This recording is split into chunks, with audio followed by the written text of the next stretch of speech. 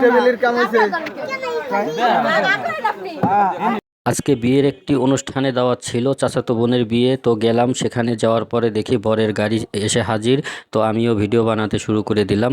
তো বর সাহেবকে নামানোর জন্য এখন সকলেই ব্যস্ত আছে, কারণ বর সাহেব আসবে। গেটে আসার পরে সকলেই অপেক্ষায় আছে যে তাকে স্বাগত জানিয়ে গ্রহণ করা হবে। তো এদিকে সবাই দীর্ঘ অপেক্ষার পরে যখন বর সাহেব গাড়ি নিয়ে চলে এসেছে, তখন ডাইনে বামে সকলেই এদিক ওদিক হাঁটাহাঁটি করছে এবং বর সাহেবকে নামানোর জন্য চেষ্টায় আছে। তো এদিকে আবার কলা বাগানের সাইড দিয়ে লোকজন হাঁটাহাঁটি করতেছে। এক ভাই আবার একটু চুলের স্টাইল করে নিতেছে সুযোগে। তো বর সাহেব এখনই গাড়ি থেকে নামবে, তো সবাই দীর্ঘ অপেক্ষায় আছে। তো এখন বর সাহেব আস্তে আস্তে নামার চেষ্টা করতেছে গাড়ি থেকে। এদিকে একটু ডানে বামে ঘোরাঘুরি করে দেখতেছি যে কি অবস্থা।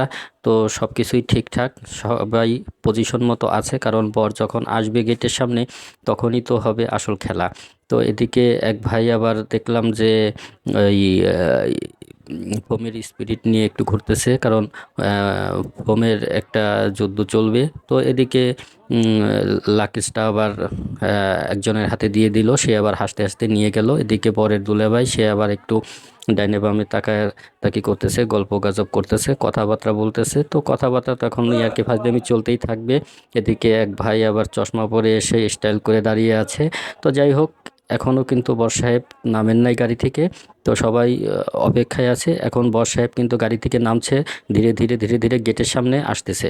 তো গেটের সামনে যখন বর সাহেব আসবে, অবশ্যই এখানে একটি আনন্দ হবে, কারণ গেটে অনেক কথাবার্তার বিনিময় হবে। কথাবার্তা বিনিময় শেষেই বর সাহেবকে স্বাগত জানিয়ে নিয়ে যাওয়া হবে বরের স্থানে। তো এদিকে সবাই অপেক্ষামান।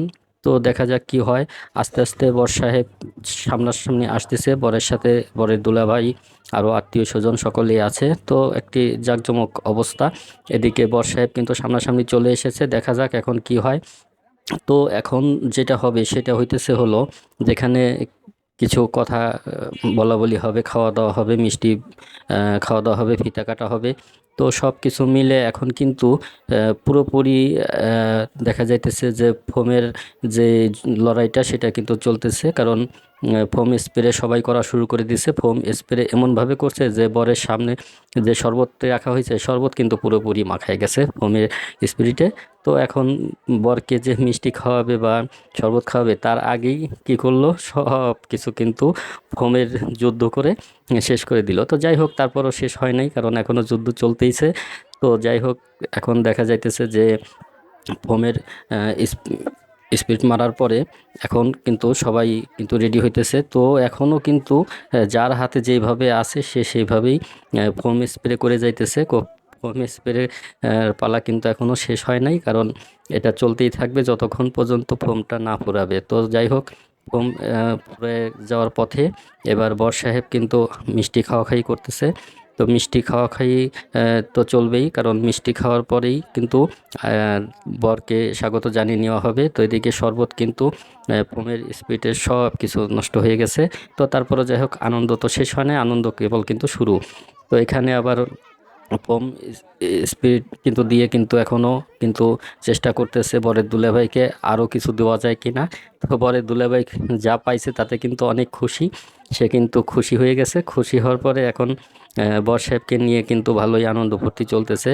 তো আনন্দ ফুর্তি চলার পরে এবার কিন্তু পজিশন নেওয়া, যে বর সাহেবকে মিষ্টি খাওয়ানো হবে। তো মিষ্টি খাওয়াইতে যায় কিন্তু খাওয়াইতেছে না, একটু আর কি ফাজলামি তো চলতেই থাকবে।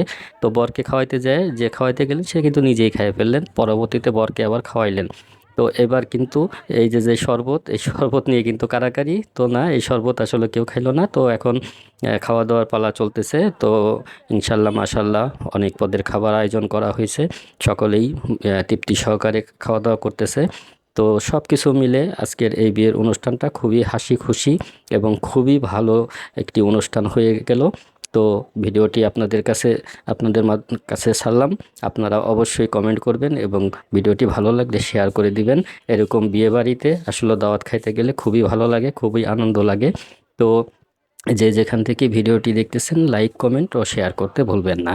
এবং দোয়া রইল যেন দাম্পত্য জীবন সুখের হয়। সবাই ভালো থাকবেন, সুস্থ থাকবেন। আল্লাহ হাফেজ।